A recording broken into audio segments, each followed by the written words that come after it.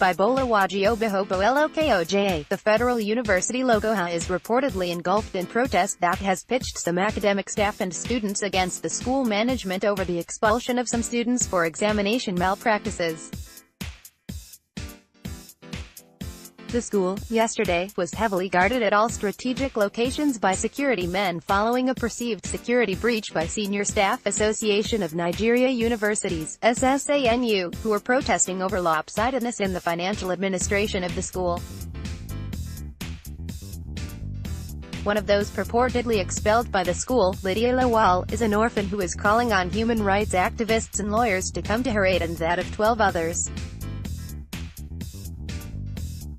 Lydia narrated her predicament on her Facebook account with the title, "This is the voice of a helpless student. We need justice." She said she was rusticated by the school over leaked examination paper which she knew nothing about but was roped in as the president of her department. Her story: after 4 years of blood and sweat, my university handed me an expulsion letter unjustly. Please, I want all well-meaning Nigerians to help share my story till we get justice. I gained admission to Federal University Lokoja in 2013. As an orphan, I had to work in Lagos during the long vacations to pay my school fees. And from my 100 level to 400 level first semester, I was on second class upper, with a 4.0 GPA. The issue that led to the expulsion of 13 students in my class started during my final exams, when some students were said to have bought questions from a driver. I happened to be the departmental president at the time of the crisis, and I was called by my head of department to answer some questions concerning the issue, which I knew nothing about. Prior to my exams, I lost my kid brother, which made me lose interest in social gatherings. I kept to myself throughout the exams. All this happened last year. We were called back in October to rewrite all our papers under 4 days with less than a week's notice. Thereafter, the university management refused to release the results, refused my department convocation, and so didn't mobilize us for NYSC.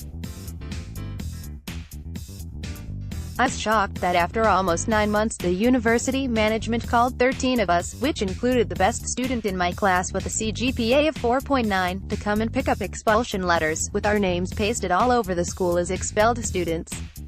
The vice-chancellor claimed that as long as you were invited to the exam malpractice committee, then it was enough reason to believe one is involved.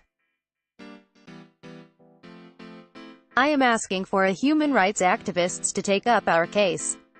My mother is a poor widow that cannot afford the services of a lawyer. Please don't let this injustice be swept under carpet. We believe they are playing politics with our lives.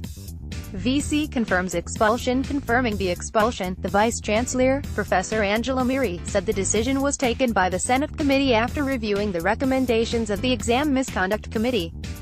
She said the school management got wind of the leaked paper last year November, shortly before the convocation, and had to suspend the department exam, which led to the cancellation of the entire exam of the department while the Exam Malpractices Committee looked into the case.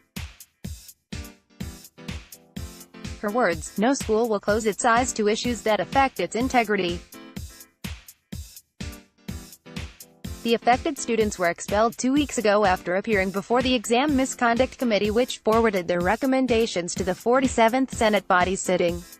On Lydia's case, the VC said she cannot speak on individual person involved and likewise cannot comment on how the Exam Misconduct Committee arrived at their conclusion.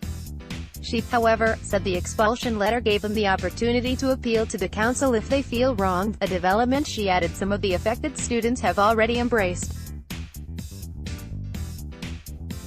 She also said the school management is still awaiting the recommendation of the School Ethics and Disciplinary Committee on the indicted lecturers, who aided the leakage of the said paper.